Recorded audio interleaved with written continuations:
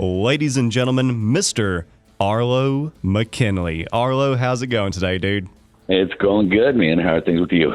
It's going good, man. A little bit cold down here in Kentucky. I can't imagine what the weather's like up there in Cincinnati. It's been cold, but today we actually got a pretty good one today. So can't complain. Actually been running around and enjoying it a little bit. But yeah, the cold's coming on quick. Yeah, man, it went from summer to winter like in no time whatsoever. I think we had like 1 or 2 days of fall, it seems like. Yeah, it seems like it's been like that for like the past couple of years. It seems like there's no like falls and barely even springs anymore. We just go from like back and forth to like winter and summer. But yeah, it's the falls don't really happen too much, at least in this area. It wasn't like super cold, but yeah, today we got a good one. A little kind of a fall day up here, but yeah, just enjoying it. So. Nice, man. Good to hear. Yeah, I'm a little bit jealous of you being up there in Cincinnati right now. Cincinnati is home of 2 of my favorite places on planet Earth. One being Skyline Chili, and number 2 being Kings Island. I'm a big amusement park guy, so I love Kings Island.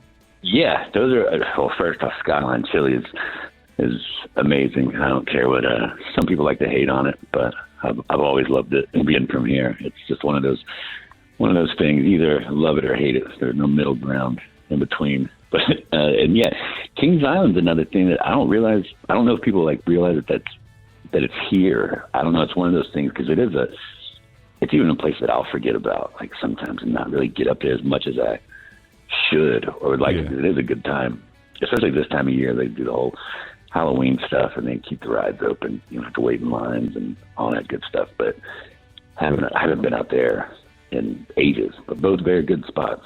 Very good. Oh yeah, man. I wish they had skylines all over the place, man. Them Coney dogs, there's just something about them. They can touch your soul.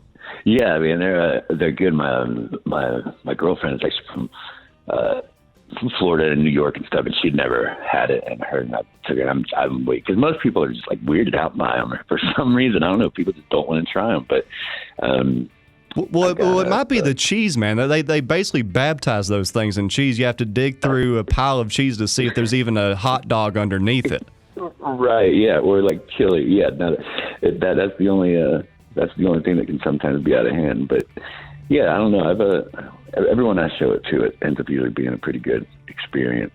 But there are some people who just absolutely hate it, and it just I always kind of get a kick out of it. But yeah, everybody has what floats their boat. Yeah, right, exactly. And it's also just crazy to me how many people actually know about it outside of here, like as well. Like it's a thing. Like anytime someone comes in from out of town, it's always we gotta try Cincinnati chili or whatever. But yeah, I'm a fan of it. And we've got all like the little small places around too that I like. But I think Skyline kind of runs the show around here.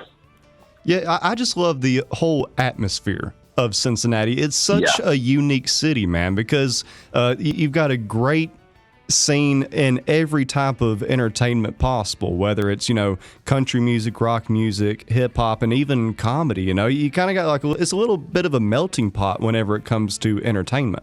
Yeah, I agree. It's another thing. Like, I don't know how I say that. I have a little love-hate relationship with it. I love it because of all that stuff for sure. And then my reasons for not liking it, I don't know, everyone seems to want to get out of where they grew up or whatever. But as a city as a whole, it's kind of like a hidden gem. People are always like surprised when they come here and, I don't know, see kind of that stuff, especially over the last 10, 15 years or so. They've really even tried to just bring more to it, like 2 new big venues for like concerts just came in, and then like theaters and like even comedy stuff. Like you said, there's comedy clubs. I mean, for like the arts in every kind of form, it's definitely a place that there's a lot to kind of experience. and that, and yeah, music wise.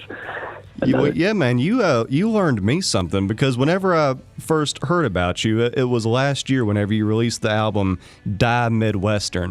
And it seems like I'm naive, man. I didn't do no good in geography class or anything like that. Whenever I think of Midwestern, I'm like, that's Nebraska, or Montana, someplace like that. I didn't know Ohio was Midwestern, but I Googled it today, and yeah, it's Midwestern. Yeah. I've never understood it, to be honest. Like, I don't know. I would think the same as you. I don't know why that part's not considered the Midwest. I don't know. I always thought it was strange because we're definitely more in the East. But yeah, it's one of those. Yeah, just this whole area. Like, even like Kentucky's still kind of Midwest. You go any further than that, you're kind of hitting the South. Well, top half of Kentucky, I guess, but this whole area, and I don't know, it's just a thing. It's a Midwest to it. It's just a whole little feel to its own, of its own, I think. But yeah, it's kind of strange. I've always thought that was kind of strange that Ohio is considered the Midwest. But yeah, man, I've been listening to your debut album ever since it came out, and I dug into your other discography too. But man, this debut album is absolutely amazing. To me, you are one of the best songwriters in the last few years, man. There's not many artists that whenever you're listening to a record, you just have to sit there and listen. And that's what you do with me, man. But whenever I was getting ready for this interview, though, I found out that you're also a hell of a cover artist, too. I was going through your YouTube channel, and I was not expecting to hear you cover people like Post Malone and the Misfits and Rihanna, but dude, you done a hell of a job. But what made you go that route and cover artists that aren't typically in your genre? That's like when it comes to like Misfit stuff, like I grew up like kind of going to punk shows and stuff. I had two older brothers, so they were into all that stuff. And then I don't know, by the time my parents, by the time they had gotten older, my parents kind of just knew that I was going to follow in their footsteps anyway. So they were, my parents let my two brothers like take me to shows and stuff. So I'd always been into that kind of stuff, and I've always been into like all types of music. Mm-hmm. And I really don't listen to like a whole lot of stuff that is in like same genre that I'm like a part of. That just happens to be the way that I'm able to kind of like, that's the best music that fits what I'm wanting to do. I don't know if it's just picking up a guitar and singing, but like cover wise, I don't know. I think it would be like, we'll throw country songs in, or like I'll pick a country song here and there to throw out. But I just like to always, because they're good songs, and I kind of just try to like sort of break, like not do anything new or anything different, but just genre. This stuff has never like been really important to me. I'm just a fan of music, mm-hmm. And if there's something like a song that I like or a song I think's catchy that I want to do, then I would rather just try to tackle that, like a Post Malone song or a Rihanna song. And then I used to cover Motley Crue, Home Sweet Home often, and it's like any kind of song that I like or grew up on. And because I think people would just expect me to maybe go out and do maybe a country song or like a Merle Haggard song, which I have, and stuff like that. But I just prefer to kind of put my take on like some of these like pop songs that I just think are super catchy already, and they're songs that I like. And I don't know, I just like to, I don't know, it's always just funny and nice to see the responses to people, like when they hear those covers and stuff like that. So yeah, I just like to kind of switch things up and do things that aren't really, I think, expected of me. Yeah, it throws people off, man. It gives them that surprise factor, and also like you may turn on people to other styles of music. Speaking about covers, Post Malone, man, like that dude has some great covers as well. Like my wife, she's a big fan of his regular music. I like most of it, but I'm into a lot more different music than she is. Whenever she shows me something like him covering Sturgill's "You Can Have the Crown," I'm like, what? That's the same dude? That's pretty cool. Yeah. That guy, man.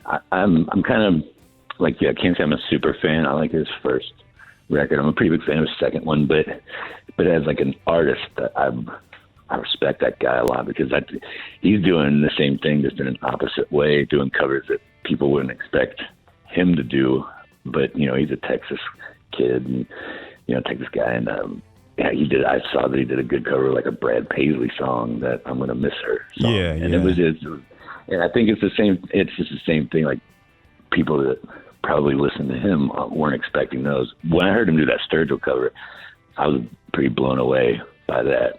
And I heard he's doing an album with Dwight Yoakam's band. I don't know if that's true or not. Oh man, that would be killer right there. Because I done some research into him a little bit, and yeah, he was in like country bands before he became like this big rap star that he was. For the people out there listening, you can actually find a really old cover of him doing Bob Dylan's "Don't Think Twice, It's All Right," and he kills it, man. Like, he does a great job on it.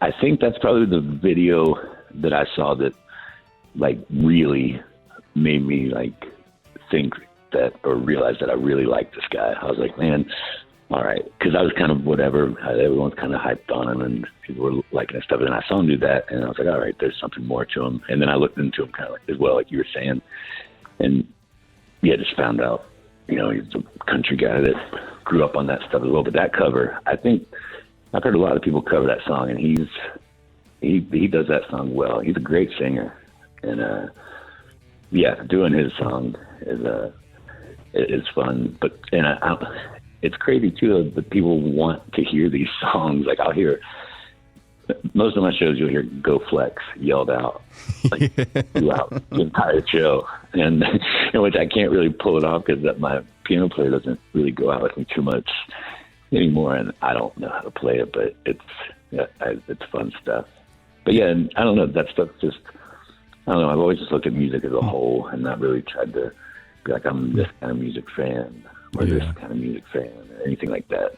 Yeah, it's cool whenever you, one of the artists that you're into, you find out that like they actually are in it for the love of the music. You can kind of tell when somebody's in this type of profession for either the money or the fame or whatever it is. With somebody like you and Post Malone and people like that, you can just tell that like you actually enjoy what it is that you're doing, and that's why you can come off the wall with these crazy covers and surprise people, because like I think it's good to have a wide musical taste for artists to have that, because you never know what type of inspiration you can find in uncommon places.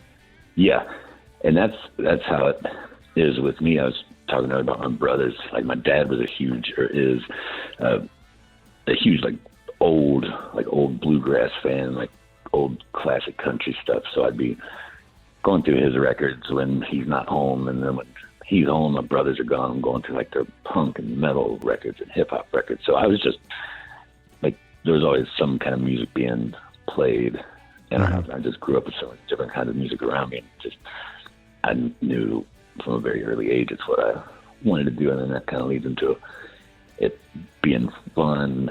Like, I've always said that I'll stop playing whenever it's not fun anymore. I don't see any other reason to do it. Like, I love doing it. You know, it's definitely got there's low points to it, but the high points, and there's just no better feeling to me than playing, or when you finish making a record or something. Just the feeling of it is it's just good. Yeah, it's fun, and it's the only reason that I got into it, and I'm just glad that I still feel that way about it. Yeah, speaking about covers, man, I loved your cover of Blaze Foley's "If I Could Only Fly." That's an artist that not a lot of people know about, and I wish that they did. But what got you listening to Blaze Foley, man? Because like I said, not a lot of people know about that guy. I think I got introduced to Blaze Foley when probably hearing, I think Merle and Willie do that song was probably the first time I heard it, and that was, they have an old version of it. And I know Merle had him put an album out in his later years, kind of, I think, called "If I Could Only Fly," and he did it again. And then that's around that time when I really kind of got introduced to him, and I thought the same thing. I was like, why am I just now hearing about this guy? Like he's one of my favorite artists now of all time, and it's still kind of like amazes me that he's not more well known than like outside of. A lot of like the songwriters and people that I know definitely know who he is, but just I mean, he has so many good songs, but yeah, getting into him, he's one of those guys that there's a Blaze Foley era where if you were hanging out with me or something, you would definitely hear Blaze Foley. Like that's all I listened to for a while, and and then I don't know. Then I read that book that was written by his like wife or ex-wife or whatever, and then that even more. To this day, he's one of my go-to guys to listen to. Just his songwriting in general, real similar to John Prine type stuff. Like I just like that kind of straightforward, not taking your lyrics too seriously, but saying what you want to say and just kind of taking a different approach to it. Yeah, it's crazy how he only recorded so little, and yet he had such a big impact on the music industry. And if what happened to him didn't happen, I can just only imagine what the world would be like. Yeah, like I often wonder how that would have worked out. I just don't see it. Like, if his passing and his death and all that, like how that worked out. I don't know. It's crazy to think about that kind of stuff because I just can't see how he wouldn't be like had put out some good stuff. And it is crazy because a lot of his records have the same songs and stuff on them. They're just different versions and stuff like that. But he was amazing. Have you ever checked out that thing that Mike Judge did? It's called Tales from the Tour Bus. I think it was on HBO or something like that. It was on Cinemax. I did. I actually was just turning my dad onto that not too long ago too, in all that stuff, and that's the episode I think we watched together. It's so well done. Yeah, that show, especially that season, the country season, I thought that was a genius idea, and it's so good. Yeah, I love that stuff. But I thought it was cool that he did one too on Blaze, just because I know that probably got some more people into him that probably wouldn't have heard him otherwise. Yeah, I mean, really such a great songwriter to do as little as he did. I mean, he can make a fun song like Big Cheeseburgers and Good French Fries, and then do If I Could Only Fly and just rip your heart out. Yeah, he had the ability definitely to do the rip your heart out thing, and that's listening to his records it's kind of an experience because just like you said, you'll hear a song where like Moonlight Song or If I Could Only Fly, and then something about then the big or then the cheeseburger, big friend, whatever that one. And I don't know, you're on like a big low from hearing like the sad song, and then you're like, wait, now what am I hearing? And he's talking about God's Cadillac and this and stuff like that. I don't know. It's such an interesting character, and that whole little Texas scene at that time, I think, is a pretty important time to music in general, like with Guy Clark and Towns and all those guys. So I also loved John Prine's cover of Clay Pigeons. The reason that I love his cover and your cover so much of the Blaze Foley songs are that you both kept it so original, so much like Blaze. I love Merle's version, If I Could Only Fly, but he kind of made that song his own. Whenever I'm listening to you and John do your covers, I mean, it's just like Blaze, and I appreciated that, man. Yeah, I mean, there's some covers that I'll do that I kind of will try to do my own little thing on, but there's some songs I just don't think you should even cover and play out too much just because they're perfect how they are. And I kind of felt that way with If I Could Only Fly, but it just had its own meaning to me, and it means a lot. It's a song that means a lot to me, and it was just, I just wanted to do it how it was, and I don't know, it's not broke, no need to try and fix it. What they say. But and John did the same with Clay Pigeons. That version is amazing, but it's just like the Blaze one. But it's some things you just kind of want to. There's no need to change it up. They're pretty perfect how they are. Yeah, man.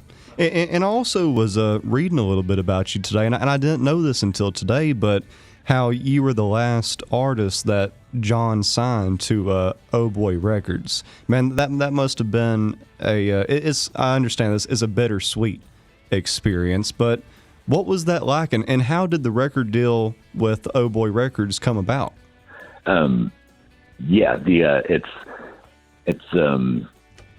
It's a bittersweet thing being the last guy, or being the last person signed to Old Boy, and that'll always be just being on Old Boy alone, and John noticing and listening to my stuff. I always say that's sort of my success point. And now anything else that comes along with it is just a little bit extra. That in like for him to take time to come out to a show and check me out one night in Nashville on a Thursday night, and it just, I don't know, knowing that people are going to want to take pictures and this and that just meant the world to me when he did that. But I'd been Jody, his son, Fiona's,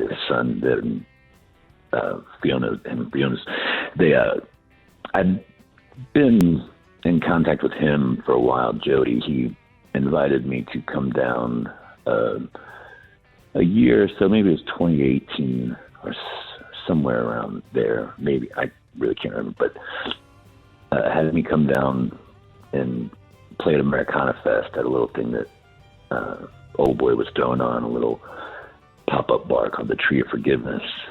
And that's where I met Jody for the first time, and we talked that night. But I had no idea leaving that night that it was going to turn into what it was. And we, it's not like we stayed in touch a lot, but anytime I would be in Nashville or playing a show, I'd end up running into him. And then slowly, just over time, was starting to show interest. Because I had a record that I'd recorded here that never came out, that was going to be Widwestern, and that I was just going to put out by myself. And then when I found out Old Boy was, had an interest, I just kind of held on to it. And that was really the only label that I would have probably done that for.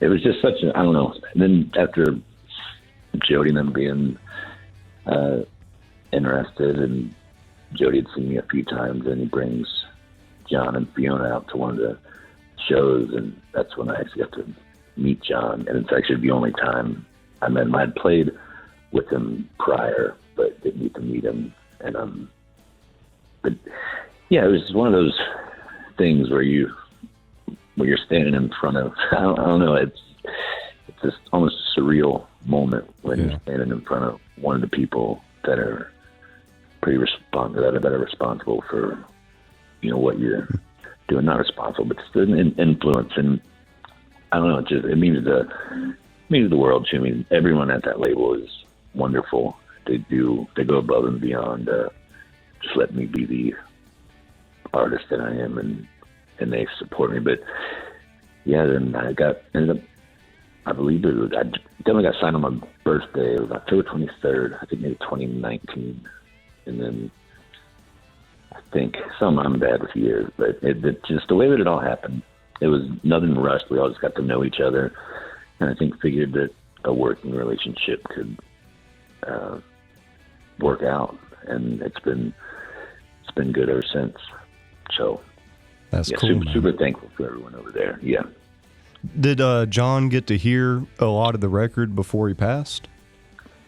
I actually had thought that I found out, I think, just maybe it was in the last 6 to 8 months that he did. I thought for a while, because my mother had passed away in March, right before COVID happened, and then John a little after, and I was always kind of bummed that neither one got to hear the album. I remember talking to Jody about it, and he let me know that John got to hear it, and that and that he was excited about it. So yeah, he did get to hear it, and that made me, that definitely made me feel pretty good about it, because those are two people that I really would have wanted to hear the album, and to know that John got to it means a lot to know. And it was great. I mean, he, even though I only had the one experience with him, really, like after recording wrapped up in Memphis, there was a gift waiting for me at the studio that had been there, and we had he gave me a couple bottles of some good bourbon to celebrate waiting for me after we wrapped it up, and that was there the whole time, didn't know. But yeah, he got to hear it and was into it, and I think Bag of Pills is the song that I think caught his attention, though, I believe, if I recall correctly. And so I guess he's pretty excited about seeing what happened. So I'm glad he got to hear it. Yeah, man, it really is an amazing record. To me, that's one of my favorite records of at least the last 5 years, because like I was saying at the beginning of this, it's one of those records you really just have to sit down and listen to, man. I've tapped my foot to songs like the title track, Die Midwestern, and then I listen to a song like Bag of Pills, and it just rips my heart out, because it's very relatable to people that have went through dark periods in their lives. Yeah. Were you ever like kind of hesitant about being so open with your music? No, that's just the way that I didn't really start writing songs till a little later in my life. I was always a singer, and I would sing, but when I started writing, I played with a guy, Jeremy Pinnell, who's doing some pretty cool things right now for years and years. And he kind of wrote songs in a similar way, and I just I always admired what he did with that, just being open about it. I don't know, it's really the only way I know how to do it. I never try to get too intricate with lyrics or throw out like crazy metaphors and this and that. And I don't know. I think it's also a way that I can just communicate a little better with everyone. I don't know, every song that I have, I think I could tell you what at least I was going through at the moment that made me write it, but they kind of tell the listener themselves. But I don't know. It's just weird to get the feedback of people really enjoying these songs, because I always looked at that as my writing is sort of just simple and not really, I was not that confident in it, and I'm still dealing with that a little, but I've gotten over it and not cared too much. But it just, like you said, I think just people can relate to it, and that's just what kind of keeps me writing that way. I don't know. It's just the only way I really know how to write a song.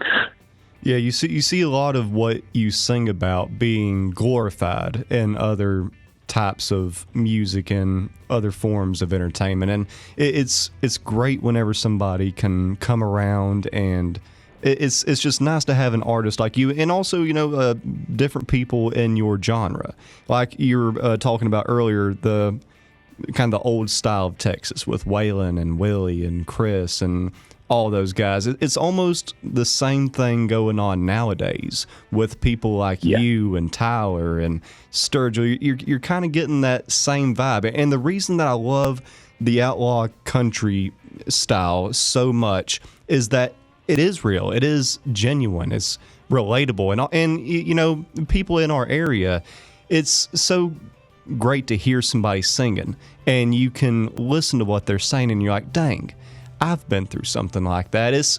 You're almost like a hero to folks. That comes up often as well. I couldn't tell you how many times people have written to me or reached out and have said like similar things like that about just almost just giving me a thank you for a certain song because they can relate and they went through it and it made them feel that they weren't alone and certain situations, and it's just, I don't know, that's the kind of stuff that I've always liked, is just honesty in music. And it's it's just strange. I'm not just one that can sit down and say I'm going to think up a story in my head and write about it, and not taking away anything from people that do that and that works out fine. But that's just, for me, I have to just write and sing about experiences that I've gone through where it just doesn't really work for me. And it's good to see that. It's good that there's artists like that doing that a lot now, like all the people you said, and Benjamin Todd's another one that does stuff like that with Lost on the Street Band. And there's just a lot of, I don't know, I just kind of feel like honesty is kind of coming back in the music a little bit more these days. And I don't know, I'm glad that people can relate to the stuff that I write. I don't really go out of my way to do it, but I just tell my story that I've lived over the past almost 42 years. So I'm glad that it's working and that people get something out of it. Yeah, I was reading today, and I seen where you were, in your early 40s, getting your big break finally. And I had a thought. If it wasn't for all of these things that you've been through, I just don't know if your music today would be what it is. You almost needed to wait this long to really get this message out, if that makes sense. It 100% makes sense. I've been asked similar things like before, or like when the record first came out. Yeah, that was a big thing. Like the break at 40 years old and this and that. And then like I've been doing music in somewhere in almost my entire life, but as a songwriter, I wouldn't have.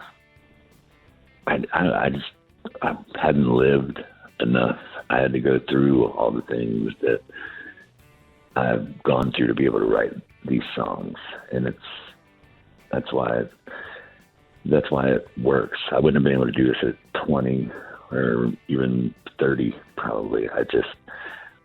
It's really just me reflecting back on things now and just looking at situations I've gone through, and that, we all think we know everything between 20 and 30 and all that, but the older I get, I just kind of see a little clearer about what I've been through, what I've done, the good, the bad, and the ugly, and all that, and now just write about it. And I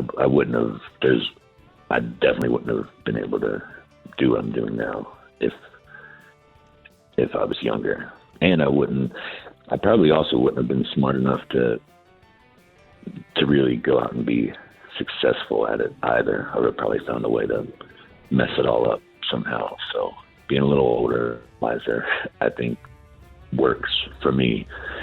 And yeah, I just had to go through it. So it worked out. But yeah, you're definitely right about that. It wouldn't have happened. I wouldn't have been able to make the Widwestern if at any other time. I think the timing of it just was, everything kind of worked out perfectly. Yeah, man, and this really is a perfect record from front to back. It's almost like a story. And Walking Shoes, how it ends, it's almost like you're listening to a movie. What's next in your career? Do you have anything planned? I mean, where do you go from here? I got a new record finished. Went back to Sam Phillips again and worked with the same people, and have a new record finished, and that will come out sometime, hopefully early next year. We're kind of wrapping everything up on that, and then about maybe just touring, kind of making up for lost shows during the COVID shutdown. I know we're still dealing with it, but the major shutdown that happened at first kind of happened. We were supposed to leave for, I think I had a tour lined up, and once everything started shutting down, that whole tour got canceled. So just have there's going to be a lot of road time, and then the new record will come out. Because I haven't even really gone out and really toured for Widwestern and done it. I was lucky enough to stay busy, but the future now is just to go out and play that record, and then just travel, put out this new one that I'm super excited about, and to see where it goes, and just keep on doing it. That's the only thing I really know how to do. So it's not, and so excited about the new record, and the tour's coming up. So got a lot of stuff coming up. Nice, man. Well, Arlo, I know that you're a busy guy. Thank you so much for taking the time to talk with me today, man. I absolutely love what you're doing, man. And speaking about tour, I'm going to try to catch the Louisville show with Sonora May. I'm really, really, really looking forward to that, man. But just thank you for keeping it real here in the music business, man. Thank you for having me. I appreciate it, and it means the world anytime someone has an interest to even talk to me, because this whole thing to me is still crazy.